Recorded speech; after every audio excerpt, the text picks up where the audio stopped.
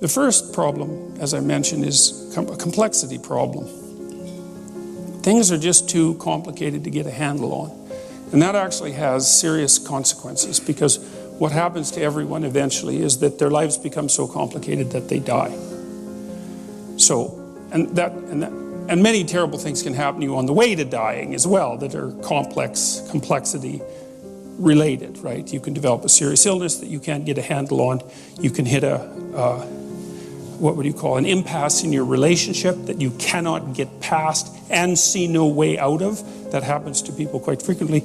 People who are suicidal, for example, they often feel like they've been backed into a corner, that they have no options. They have no good options. No matter which way they turn, there's something terrible to face, and they can't see any way out of it.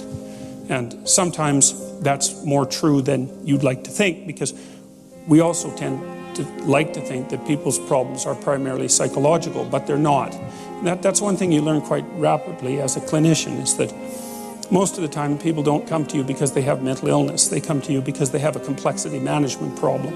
Their lives have got out of hand on them, and they don't know how to get them back under control. And so all sorts of things can do that. And then, of course, that can make you anxious or depressed. It can trigger all sorts of illnesses. But the fundamental problem is still that things have got beyond you. And that actually has a psychophysiological cost that isn't merely psychological. You have a limited amount of capacity from a resource perspective to deal with emergent complexity.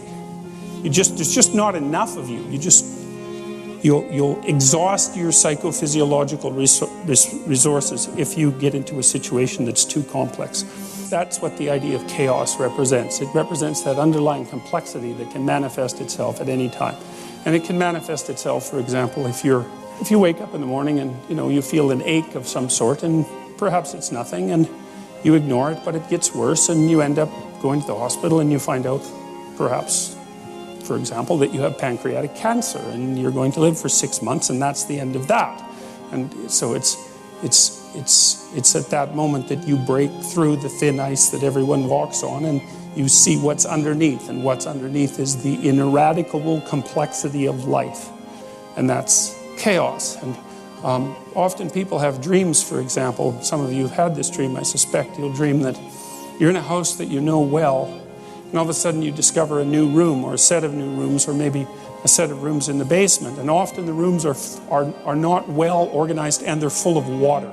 Those are very common things. And what that means is that you've broken through the constraints of your conscious self-understanding to a new domain of possibility, but a new domain that needs a tremendous amount of work. It says, well, here's a new part of you, but it's not well developed. It's flooded. It's flooded with chaos, essentially. And it's water, I think, partly because chaos is not only what you fall into when you're not expecting it, but it's also the unknown that you confront forthrightly and generate new things out of. And water is a symbol of life, especially in the desert. And of course, life is dependent on water. And so water is a natural symbol to utilize when you're talking about something that's life-giving but also potentially deadly. Because a little bit of water, well, that's a drink, but a lot of water, that's a shipwreck. You can imagine the flood, and then you can set yourself straight, and then you can prepare for it. And that means maybe you can stave it off, but it also means that maybe even if you don't stave it off, you could ride it out. And that's actually the story of Noah. Because what happens with Noah is that he can see that things are not good and that there's a flood coming. And God is maybe letting him know. And it says in the story that Noah walked with God. Remember, and that's what Adam did before he got all self-conscious about the whole thing. He walked with God. We'll talk about that more next time. But what that would mean maybe is because Noah was straight and he put himself together, and his familial relationships were good, because it also says that his antennae were working.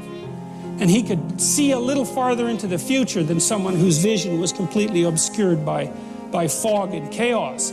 And he could tell that things were not going to go well. And so he prepared for it. And because he prepared for it, well, then things actually went pretty well for Noah, even though the flood came.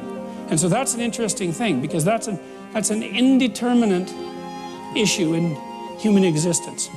Are they going to be catastrophes for you? Or are you going to ride them out? Are you going to prepare? Well, the first issue might be, well, do you have your act together well enough to see them coming with enough advance warning so that you can take proper measures? Maybe just to sidestep it. Maybe just don't go where the flood is going to be. That's a simple thing. But maybe you don't have that luxury, right? And so it is going to be a catastrophe.